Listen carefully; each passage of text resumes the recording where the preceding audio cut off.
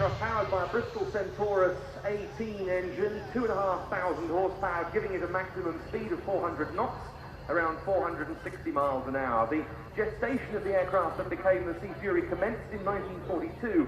The intention was to produce a replacement for the RAF Hawker Tempest IIs. The end of the war, though, saw that the RAF had no longer a requirement. The development of the Sea Fury for the Fleet Air Arm continued.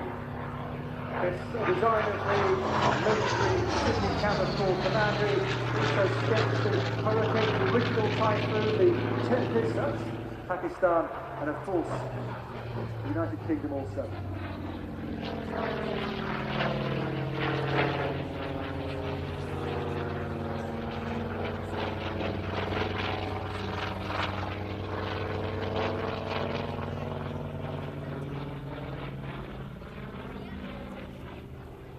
Later, the type was replaced in first-line Fleet Air Arm service by another Hawker design, the Seahawk, and the Supermarine Attacker, but Royal Navy Volunteer Reserve Squadrons carried on with their Sea Furies until 1959. Or 1955, I should say. There were also non-navalised Fury variants, which saw use with the air arms of Iraq and Pakistan, amongst others. And several airworthy examples today are ex-Iraqi, but not this one, which was the second example of the Sea Fury T20 conversion trainer ever built.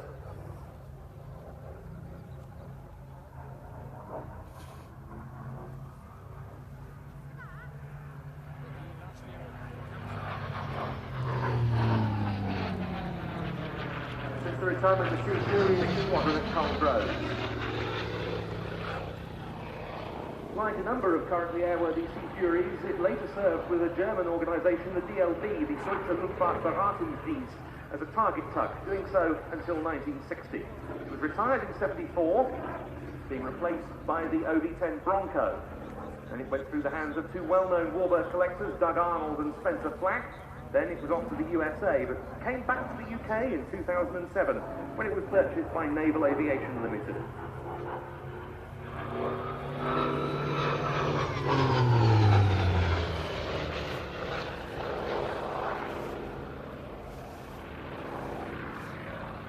The aircraft made its display debut at the Royal Navy Historic Flight last May at Duxford. It appears in the colours of a Sea Fury F10 from 799 Squadron, and it's a useful pilot trainer for the RNHF's single-seat Sea Fury FB11, which is hoped to return to the display circuit later this year.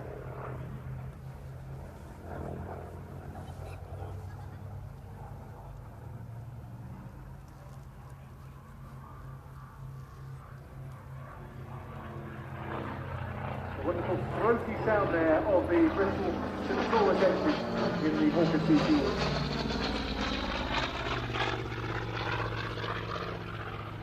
This aircraft has really undergone something of a renaissance in Europe in recent years. There are several now on the display circuit.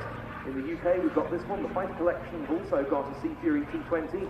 And in France, spectacular displays. We've seen Frédéric Acquary in his Fury and Christophe Jattard's Sea Fury with its wingtip-mounted smoke generators, which looked great at Duxford last weekend at Flying Legends.